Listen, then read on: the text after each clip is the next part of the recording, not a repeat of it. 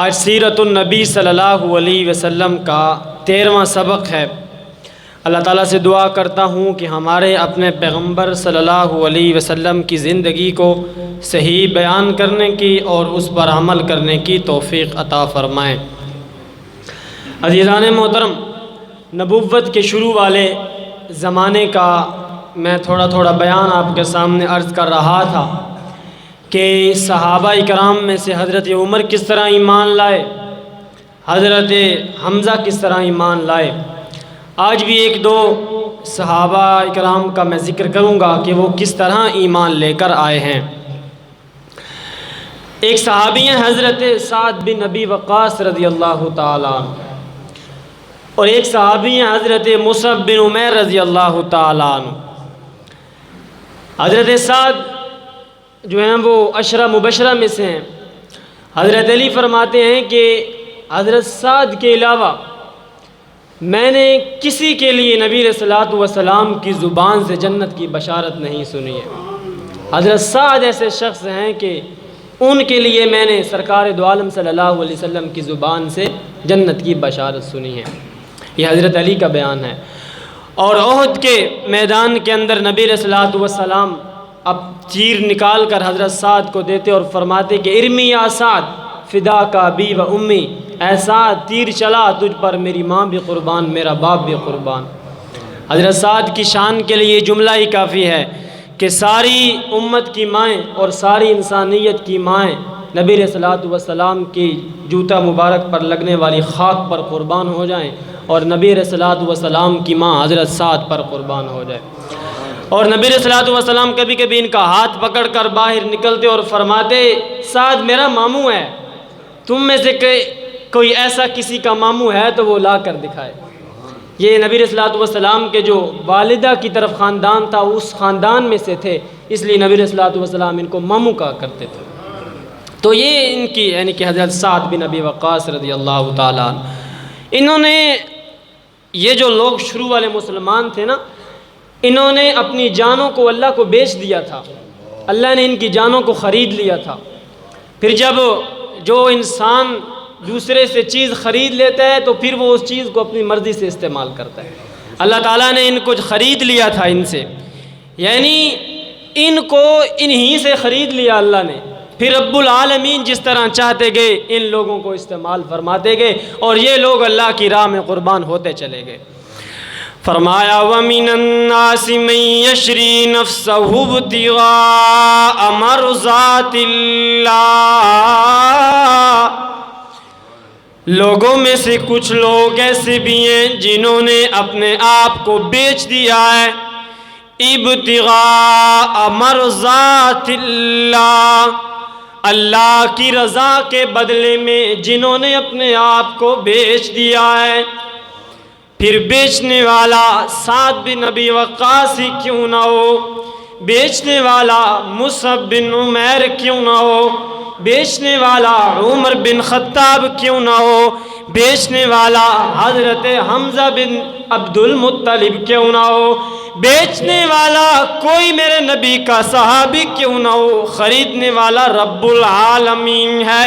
اور میرے دوستو، اس سودے کا، اس بیع اور شراء کی شان کا کیا مقام ہوگا، کیا عزت ہوگی جس میں بیچنے والا انسان ہو اور خریدنے والا رب العالمین ہو۔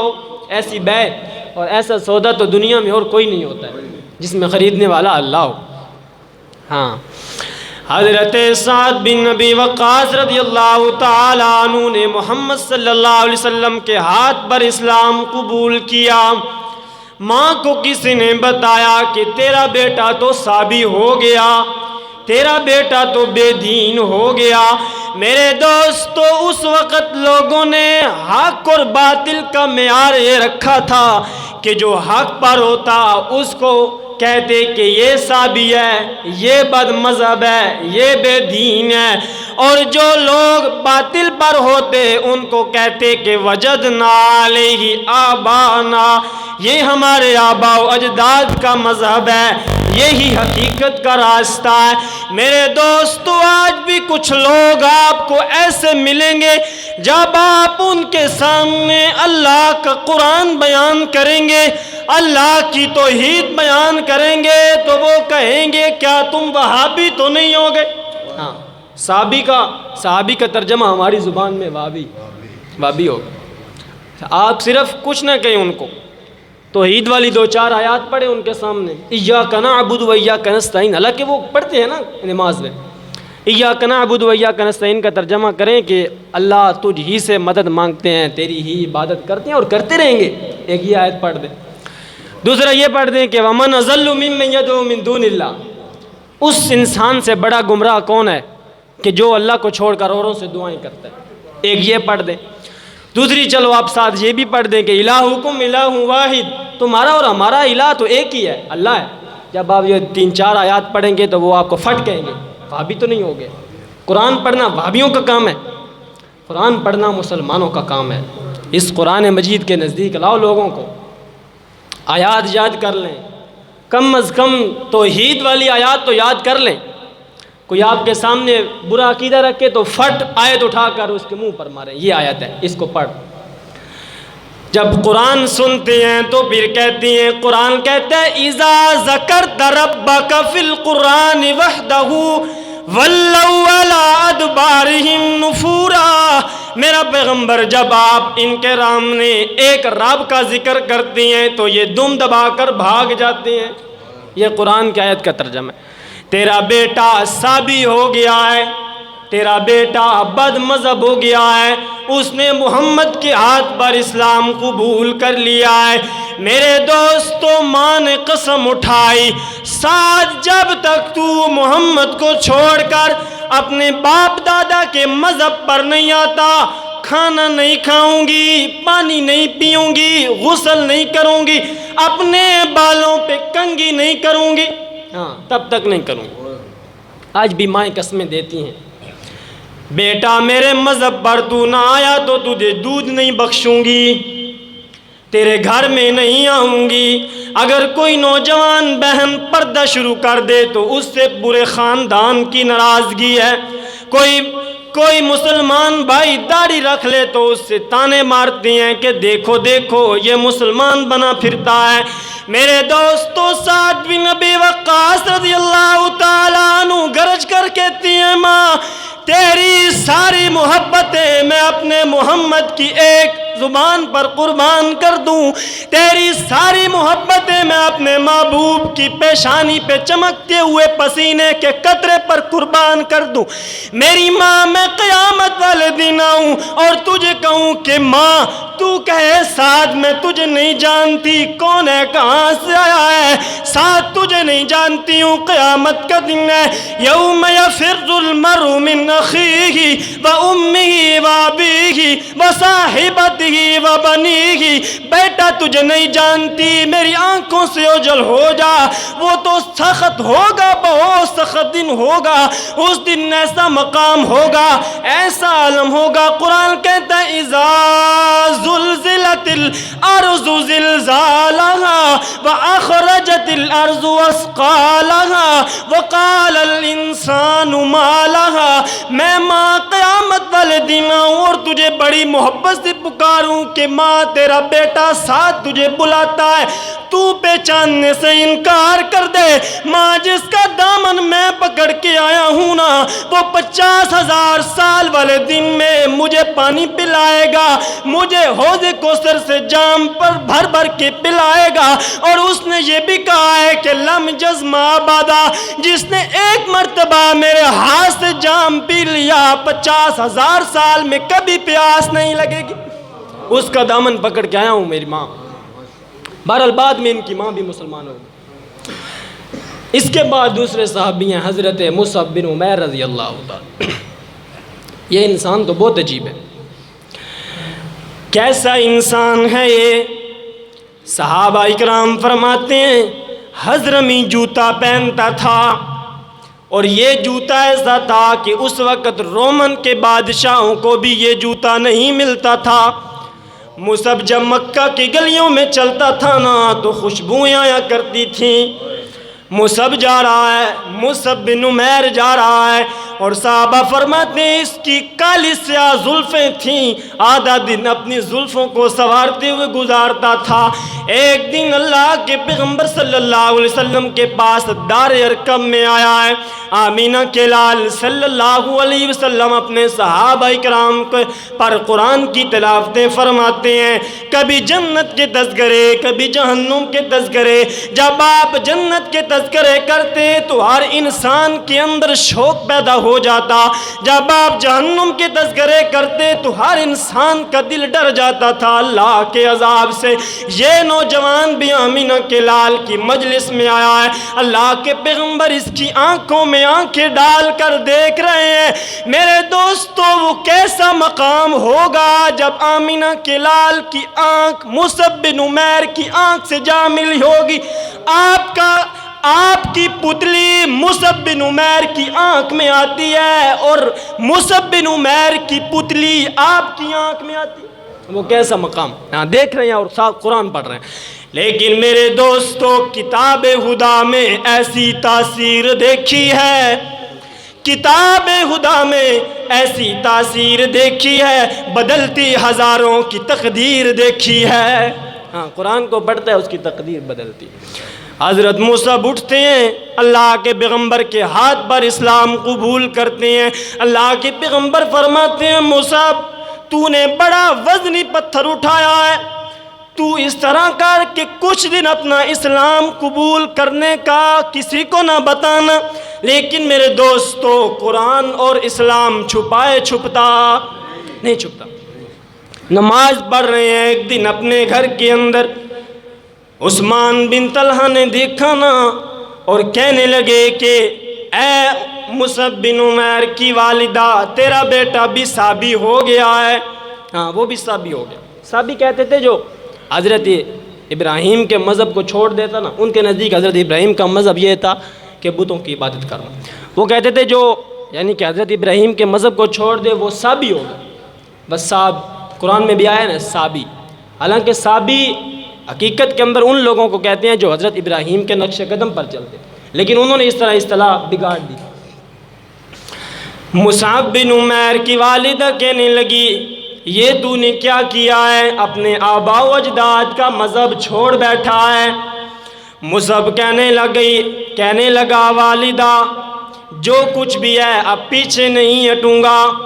میرے دوستو صحابہ کرام فرمایا کرتے تھے حضرت مصعب بن عمیر کو ہم نے کبھی نہیں دیکھا کہ اس نے اپنے کھیتوں میں ہل چلایا ہو، کبھی دوپہر کے وقت وہ مکہ کی گلیوں میں نکلا ہو، ایسا کبھی نہیں ہوا تھا۔ لیکن جس وقت اپنا دین چھوڑا نا تو پھر ماں نے چچا کے حوالے کیا کہ کسی طریقے سے میرے بیٹے کو نکال کر واپس دین میں لاؤ، کسی طریقے سے اس کو لاؤ، چھوڑ گیا ہے میرا دین۔ چچا مارنے لگا، خاندان والے مارنے لگے۔ میرے دوستو پھر اتنا تنگ ہو گیا مصعب کہ اللہ کے پیغمبر صلی اللہ علیہ وسلم نے فرمایا مصعب تو نکل جا حبشہ کی طرف، وہاں حبشہ میں جا کر پناہ لے لے۔ پہلی ہجرت جو مدینہ مکہ سے صحابہ کرام نے حبشہ کی طرف ہجرت کی اس میں مصعب بن عمیر شامل تھے، اور اس کے اندر 12 مرد نہیں، پہلی ہجرت 12 مرد اور 4 عورتیں، اس کے اندر حضرت مصعب بن عمیر گئے، پھر کچھ عرصہ رہے، پھر واپس آ گئے۔ مکہ میں کسی نے یہ اطلاع دے دی کہ اب مکہ کے حالات درست ہو گئے ہیں، واپس آ جاؤ، یہ واپس آ گئے۔ اس کے بعد پھر دوسرا قافلہ گیا، اس میں 80 عورتیں اور 80 مرد اور 24 عورتیں، اس کے اندر پھر یہ نہیں گئے، بس ادھر ہی رہ گئے مکہ کے اندر۔ پھر رسول اللہ نے ان کو مدینہ کے اندر بھیج دیا۔ مدینہ میں جب گئے تو وہاں پر انہوں نے اسلام کا کام کیا، بہت سارے لوگ ان کے ہاتھوں پر مسلمان ہوئے۔ پھر جب واپس آئے مدینہ سے تو سب سے پہلے آ کر جب مکہ کے اندر داخل ہوئے تو ایک شخص بھاگتا ہوا گیا اور کہنے لگے اے ماں کے نافرمان بیٹے، تیری ماں تیرا انتظار کر رہی ہے، اس سے آ کر مل۔ مصعب بن عمیر نے فرمایا کہ ہاں میں ماں کا نافرمان ضرور ہوں لیکن اللہ کے پیغمبر کا نافرمان نہیں ہوں، سب سے پہلے آ کر اپنے محبوب سے ملوں گا۔ تو 80 لوگوں نے مصعب بن عمیر رضی اللہ تعالیٰ عنہ کے ہاتھ پر اسلام قبول کیا مدینہ کے اندر۔ اسی لیے جب رسول اللہ صلی اللہ علیہ وسلم مکہ سے ہجرت کر کے مدینہ کی طرف گئے تھے تو بہت سارے لوگ مسلمان ہو چکے تھے، پھر انہوں نے آپ کا استقبال بھی کیا، وہ ساری محنت مصعب بن عمیر رضی اللہ تعالیٰ۔ پھر ادھر ہی رہے، اس کے بعد جنگ احد کے اندر ان کا شہادت ہوئی۔ پہلی ہجرت کرنے والے لوگ مکہ سے حبشہ کی طرف، امام الانبیاء رحمت للعالمین صلی اللہ علیہ وسلم نے فرمایا میرے یارو اب مکہ میں رہنے کا فائدہ نہیں ہے، صبح شام تم پر ظلم کیا جاتا ہے۔ 12 مرد اور 4 عورتیں جدہ کی بندرگاہ کر تشریف لائے اور وہاں سے نکل کر حبشہ کی طرف گئے ہیں۔ پیچھے سے مشرکین مکہ نے پیچھا تو کیا لیکن ان کی کشتی نکل چکی تھی۔ کچھ ہی عرصہ رہے تو کسی انسان نے یہ افواہ پھیلا دی کہ مکہ کے حالات بہتر ہو گئے ہیں۔ اب یہ 12 مرد اور 4 عورتیں پھر واپس مکہ کے اندر آئے ہیں، لیکن مکہ کے حالات تو پہلے سے بھی زیادہ سخت ہو گئے۔ اب دوسرا قافلہ پھر رسول اللہ صلی اللہ علیہ وسلم نے تیار کیا۔ اب اس میں 80 مرد اور 24 عورتیں ہیں، یعنی 104 افراد۔ یہ قافلہ اب دوسری مرتبہ حبشہ کی طرف جانے لگا ہے۔ اب جب یہ قافلہ گیا، جب ایک علاقے سے 100 انسان نکل کر کہیں چلا جائے تو فرق پڑتا ہے، 12 مرد جائیں تو فرق نہیں پڑتا۔ اب مشرکین مکہ نے یہ پلان بنایا کہ ان کے پیچھے جاؤ اور حبش کے بادشاہ سے ان کو واپس لے کر آؤ، کیونکہ جب یہ سارے چلے گئے جن پر ظلم کیا جاتا تھا تو مشرکین مکہ جو تھے وہ رات دن اپنے ہتھیلیاں ملتے کہ اب کس پر ظلم کریں۔ مکہ کے اندر تو بڑے بڑے لوگ رہ گئے، خاندانی لوگ۔ ان کا سردار رسول اللہ صلی اللہ علیہ وسلم نے بنایا حضرت جعفر طیار رضی اللہ تعالی۔ یہ کون ہیں؟ یہ حضرت علی کے بڑے بھائی ہیں، اور رسول اللہ نے ان کو فرمایا کہ جعفر یہ میرا خط لے جا، یہ نجاشی کو دینا، اور وہ ایک اچھا انسان ہے، اگرچہ وہ عیسائی تھا، اچھا انسان ہے تو وہ تمہیں پناہ دے گا اور تم پر ظلم نہیں ہونے دے گا۔ مشرکین مکہ نے 2 بندے تیار کیے، حضرت عمر بن عاص جو اس وقت مسلمان نہیں تھے ان کو تیار کیا، ایک اور شخص کو تیار کیا کہ جاؤ نجاشی کے پاس۔ عمر بن عاص کو اس لیے تیار کیا کہ یہ ان کے تعلقات سے نجاشی کے ساتھ کہ وہ آپ کا دوست بھی ہے، تو ان سے ان مسلمانوں کو واپس لے کر آؤ۔ تو یہ بڑے تحفے تحائف، تحفے کے اندر کیا لیا؟ سرکہ لیا، یہ سرکہ نہیں ہوتا، یہ لیا۔ اس وقت چونکہ یہ قیمتی چیز تھی، آج بھی خالص نہیں ملتا ہے۔ سرکہ لیا اور 7 جانوروں کی دباغت دی ہوئی کھالیں بھی لی، یعنی کہ شیر، چیتا، بھیڑیا، ان کی کھالیں بھی لے کر، یہ بھی قیمتی ہوتی، لے کر نجاشی کے پاس گیا کہ تحفے تحائف دوں گا اور ان کو واپس لے کر آؤں۔ اب کچھ تحفے تو نجاشی کے لیے لے کر گئے اور کچھ تحفے نجاشی کے وزیروں کے لیے لے کر گئے، کیونکہ جب وزیر مشیر اپنے ہو جائیں تو بادشاہ بھی اپنا ہو جاتا ہے۔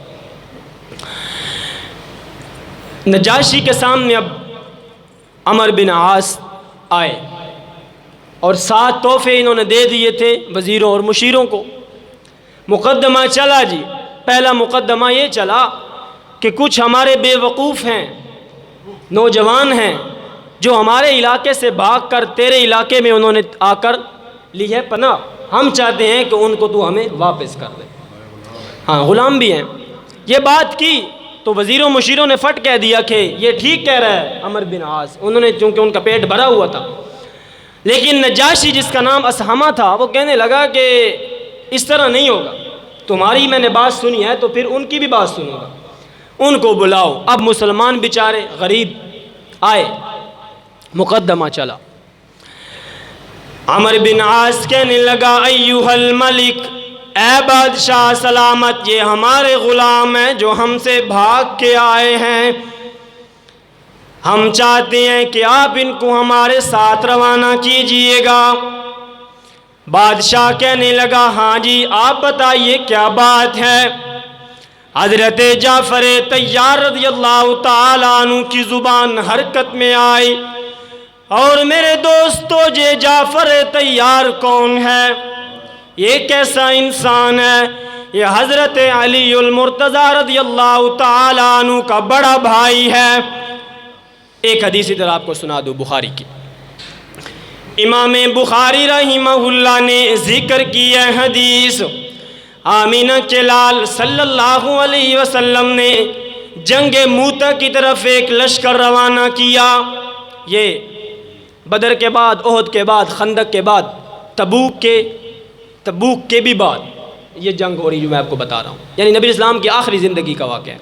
آخرت میں ایک لشکر روانہ کیا جس کا امیر بنایا حضرت زید بن حارثہ رضی اللہ تعالیٰ عنہ کو، جو آپ کا منہ بولا بیٹا ہے، اور اللہ کے پیغمبر نے فرمایا یہ سب سے پہلے جھنڈا زید کے ہاتھ میں رہے گا، اس کے بعد جھنڈا پکڑے گا حضرت عبداللہ ابن رواحہ رضی اللہ تعالیٰ عنہ، اس کے بعد جھنڈا پکڑے گا حضرت جعفر طیار رضی اللہ تعالیٰ عنہ۔ صحابہ اکرام فرماتے ہیں جب اللہ کے پیغمبر نے یہ بات کی نا کہ پہلے زید جھنڈا لے گا، پھر جعفر لے گا، پھر عبداللہ بن رواحہ لے گا، تو ہمیں یقین ہو گیا کہ ان تینوں کی شہادت ہو جائے گی، ہمیں اس بات کا یقین ہو گیا۔ پھر فرمایا اس کے بعد جس پر مسلمان متفق ہو جائے جھنڈا وہ اٹھا لے اور امیر بن جائے۔ میرے دوستو جنگ موتا کے اندر صحابہ اکرام کی تعداد کم ہو گئی اور ان کافروں کی تعداد زیادہ ہو گئی۔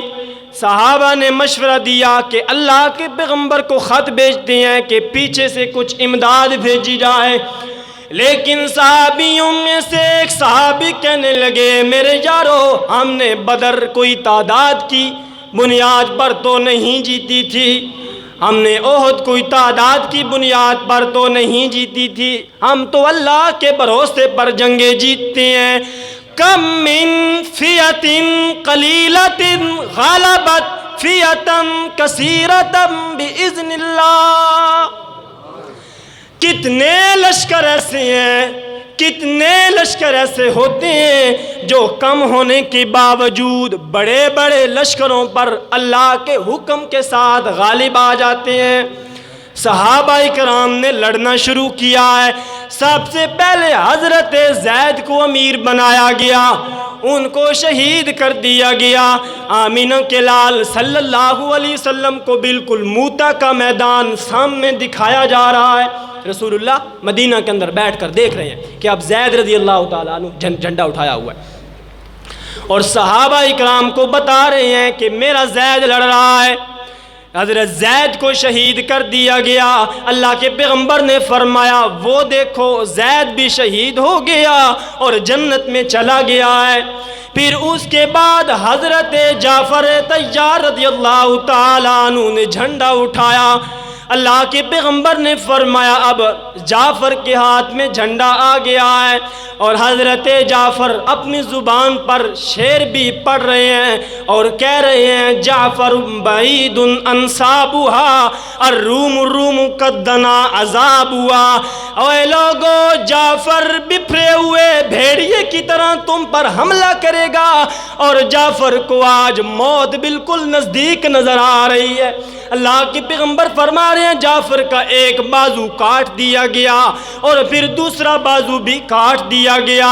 اس کے بعد فرمایا اب جعفر نے اپنے کندھے کے ساتھ اسلامی جھنڈے کو پکڑ لیا ہے۔ پیچھے سے ایک انسان نے نیزہ مارا نا، حضرت جعفر کی سینے سے نیزہ آر پار ہو گیا۔ اللہ کے پیغمبر اپنے صحابہ کو بتا رہے ہیں میرے جعفر بھی شہید ہو گیا، وہ دیکھو جنت میں چلا گیا ہے، اور رب العالمین نے اس کے دو بازوں کے بدلے میں جعفر کو جنت میں دو پر عطا فرمائے ہیں جس کے ساتھ وہ اڑ رہا ہے۔ جعفر طیار، تیار کرتے ہیں اڑنے والے کو، یہ جعفر ہیں۔ حضرت جعفر سے نجاشی پوچھنے لگا کون ہو، کیسا اسلام ہے، کیسا دین ہے تمہارا؟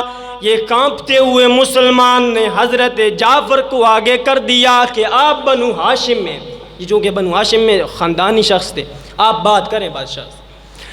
سنیے تقریر میرے دوستو، جعفر کی تقریر تو سنیے گا۔ حضرت جعفر کہنے لگے ایھا الملک، اے بادشاہ سلامت، کنا قوم جاہلیت، ہم جاہل قوم تھے، ہم بالکل قرآنی علوم سے اچھٹ قوم تھے، ہمارے پاس کوئی علم نہیں تھا، ناکل المیتۃ، ہم مردار کھایا کرتے تھے، ناکل القوی من الضعیف، ہم میں سے جو طاقتور ہوتا تھا وہ کمزور کو کھائے جا رہا تھا، نسیء الجوارا، ہم اپنے پڑوسیوں کو نقصان دیا کرتے تھے، ہم میں سے طاقتور کمزور پر ظلم کیا کرتا تھا، نعبد الاصنام، ہم بتوں کو عبادت کیا کرتے تھے، نقطع الارحام، ہم اپنے رشتہ داریوں کو کاٹا کرتے تھے، ایک دوسرے پر تلوار چلایا کرتے تھے۔ اذا كنا بعث اللہ محمدا صلی اللہ علیہ وسلم، اس دوران اللہ نے ہمیں محمد صلی اللہ علیہ وسلم کو بھیج دیا، ہم اس پر ایمان لے کر آئے ہیں۔ پہلے ہم رشتہ داریوں کو کاٹتے تھے، اب ہم رشتہ داریوں کو جوڑتے ہیں۔ پہلے ہم اپنے غریبوں کا حق کھایا کرتے تھے، اب ہم ان کو کما کر دیتے ہیں۔ پہلے ہم مردار کھاتے تھے، اب ہم حلال کھاتے ہیں۔ پہلے ہمارا سر جگہ جگہ پر جھکتا تھا، اب صرف جھکتا ہے تو کس کے سامنے؟ اب صرف ایک کے سامنے جھکتا ہے، ہم اس پر ایمان لے کے آئے ہیں۔ وہ نجاشی کہنے لگا یہ اتنی فصاحت اور بلاغت والا انسان کیسا ہے؟ پھر وہ کہنے لگا اچھا مجھے بتا، جس انسان پر تم ایمان لے کے آئے ہو اس پر کچھ نازل بھی تو ہوا ہوگا، اس پر کچھ نازل بھی تو ہوا ہوگا، وہ بتاؤ۔ اب حضرت جعفر کہتے ہیں کہ یہ خود روایت کر رہے ہیں، کہتے ہیں کہ مجھے اس وقت سورۃ مریم یاد تھی، اور سورۃ مریم سورت ایسی ہے کہ اس کا ایک ایک لفظ جو ہے وہ اگلے انسان کو ہلا کر رکھ دیتا ہے۔ حضرت جعفر فرماتے ہیں فٹ میرے زبان کے اندر سورۃ مریم کی تلاوت، میں نے کہا قاف ہا یا عین صاد ذکر رحمت ربک عبدہ زکریا اذ نادى ربه نداء خفيا قال رب إني وهن العظم مني واشتعل الرأس شيبا ولم أكن بدعائك رب شقيا وإني خفت الموالي من ورائي وكانت امراتي عاقرا۔ حضرت جعفر فرماتے ہیں میں سورہ مریم پڑھتا جا رہا ہوں، میں کہتا ہوں اذ نادى ربہ، جب زکریا نے اپنے رب کو پکارا۔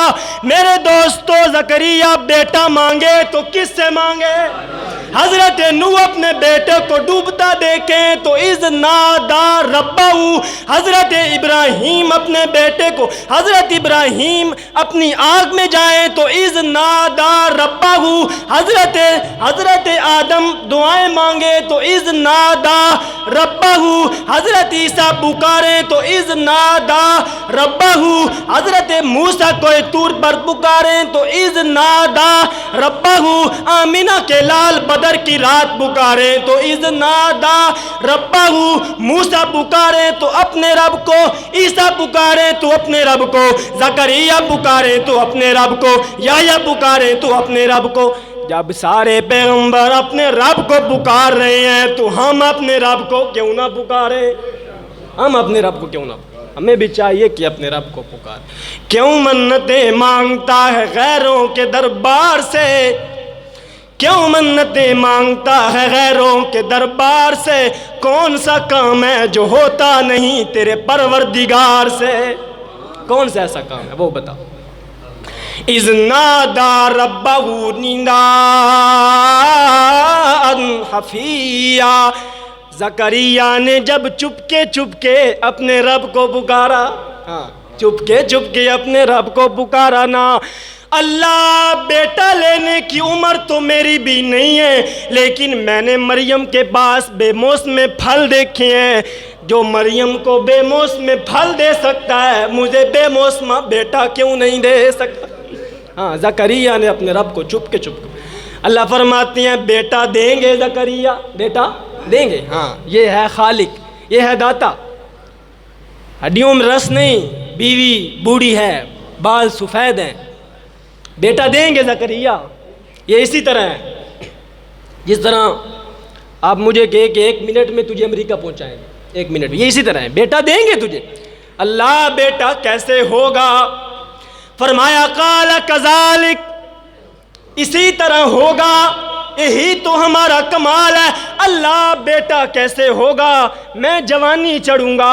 فرمایا نہیں اللہ میری بیوی جوان ہوگی۔ فرمایا نہیں میری ہڈیوں میں رس واپس آئے گی۔ فرمایا نہیں فرمایا تیری بیوی بانجھ ہو جائے، تیرا سر بڑھاپے کی وجہ سے چمک اٹھے، تیرے سفید بال ہو جائیں، تیری ہڈیوں میں رس ختم ہو جائے، تیری زبان کانپنے لگ جائے، پھر تجھے بیٹا دے، یہی تو ہمارا کمال ہے۔ قال کذالک، یہ تو ہمارا کمال ہے زکریا۔ پڑھتے جا رہے ہیں، آخر میں فرمایا وَسَلَامٌ عَلَيْهِ يَوْمَ وُلِدَ وَيَوْمَ يَمُوتُ وَيَوْمَ يُبْعَثُ حَيًّا۔ جب یہ پورا رکوع حضرت جعفر نے نجاشی کے دربار میں پڑھا نا، خدا کی قسم اوپر نظر اٹھائی تو نجاشی بھی رو رہا ہے، سارے درباری بھی رو رہے ہیں۔ اب پہلا دن یہ گزر چکا، اس نے کہا یہ اپنے تحفے اٹھاؤ اور نکل جاؤ ادھر سے۔ عمر بن عاص نکلے باہر، اپنے ساتھی کو کہتے ہیں کل پھر آؤں گا۔ اس نے کہا آج تھوڑی بےعزتی ہوئی ہے تو کل پھر آئے گا، کہتا نہیں آؤں گا، کل پھر آؤں گا۔ دوسرا دن آ گیا، نجاشی کے سامنے عمر بن عاص کہنے لگا بادشاہ سلامت ان سے ذرا پوچھئے کہ یہ حضرت عیسیٰ اور حضرت مریم کو گالیاں کیوں دیتے ہیں؟ الزام دیکھیں کہ یہ مسلمان حضرت عیسیٰ اور حضرت مریم کو گالیاں دیتے ہیں۔ بادشاہ سلامت کو غصہ آ گیا، چونکہ عیسائی بھی تھا اور وہ حضرت عیسیٰ کو اللہ کا بیٹا بھی مانتا تھا۔ اب مسئلہ یہ بن گیا کہ حضرت جعفر اگر کہیں کہ عیسیٰ اللہ کے بیٹے ہیں تو ایمان جاتا ہے، اور اگر کہیں کہ عبداللہ ہے تو پھر وہ نکالتا ہے۔ لیکن جعفر فرماتے ہیں پھر میں نے دوسرا رکوع سورہ مریم کا پڑھا جس میں حضرت مریم کا ذکر ہے اور حضرت عیسیٰ کی پیدائش کا ذکر ہے۔ قرآن کہتا ہے وَاذْكُرْ فِي الْكِتَابِ مَرْيَمَ إِذِ انتبذت من أهلها مكانا شرقيا فاتخذت من دونهم حجابا فأرسلنا إليها روحنا فتمثل لها بشرا سویا۔ قرآن کہتا ہے جب مریم اپنے گھر والوں سے جدا ہو گئی اس وقت ہم نے مریم کی طرف اپنے روح الامین کو بھیجا اور ہم نے کہا مریم تجھے بیٹا دینے والے ہیں۔ مریم کہنے لگی اللہ میں زانیہ باغیہ نہیں ہوں، شادی میری نہیں ہوئی، بیٹا کیسے ہوگا؟ قرآن کہتا ہے قال کذالک، یہی تو ہمارا کمال ہے، شادی تیری نہ ہوئی ہو، زانیہ باغیہ تو نہ ہو، پھر تجھے بیٹا دے، یہی تو ہمارا کمال ہے۔ پڑھتے جا رہے ہیں، آگے فرمایا قال انی عبد اللہ۔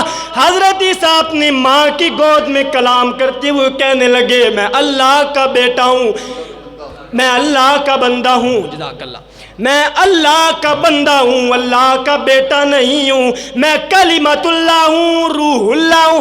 حضرت جعفر کہنے لگے ہم عیسیٰ کو اللہ کا بندہ مانتے ہیں، اللہ کی روح مانتے ہیں، کلمت اللہ مانتے ہیں۔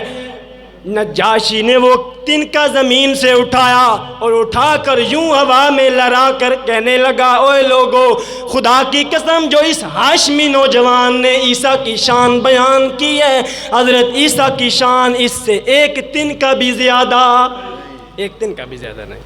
پھر اس کو کہا عمر بن عاص کو کہ نکل جاؤ اور جاؤ واپس، یہ میرے دربار میں رہیں گے اور ادھر آرام سے زندگی گزاریں گے۔ پھر اس کے بعد نجاشی مسلمان بھی ہو گیا۔ صحابی نہیں کہتے ہیں ان کو، اس لیے کہ انہوں نے نبی اسلام کو دیکھا نہیں ہے، تابعی کہتے ہیں، اور نبی علیہ الصلوۃ والسلام کی ان کی غائبانہ جنازہ بھی پڑھایا، نماز جنازہ بھی ان کا غائبانہ پڑھایا گیا، اور ان کے لیے پھر رسول اللہ صلی اللہ علیہ وسلم نے صحابہ اکرام کو فرمایا کہ تمہارا بھائی فوت ہو گیا ہے، اس کے لیے دعا کریں۔ پھر نجاشی کی ایک الگ ہسٹری ہے، وہ میں ذکر نہیں کرتا ہوں۔ اللہ تعالیٰ سے دعا ہے کہ ہمیں عمل کرنے کی توفیق عطا فرمائے۔